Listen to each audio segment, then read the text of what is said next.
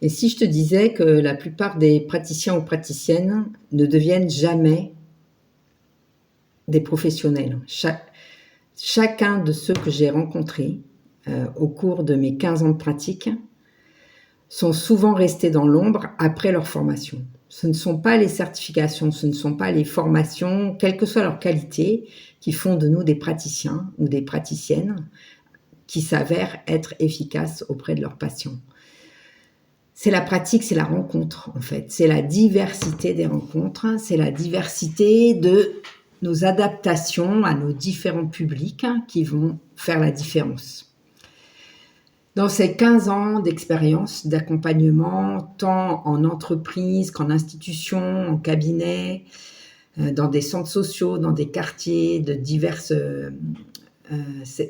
secteurs de Toulouse, et dans le Gers aussi, à la campagne, j'ai rencontré des centaines de personnes.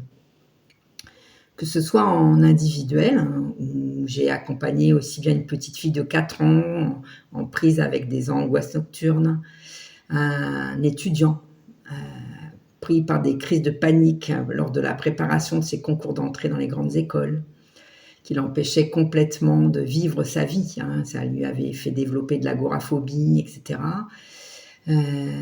Ou une maman absolument dévastée, complètement déchirée par la perte de ses enfants.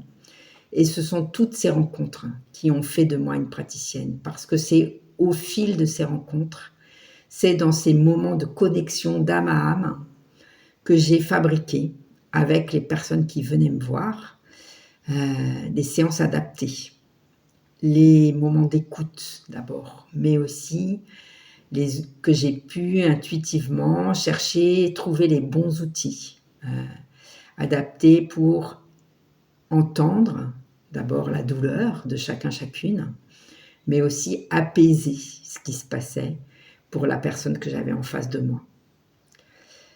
Et toi, quelles sont les certifications que tu as passées? Quelles sont les formations que tu as faites en tant que praticien ou praticienne du bien-être ou de l'accompagnement?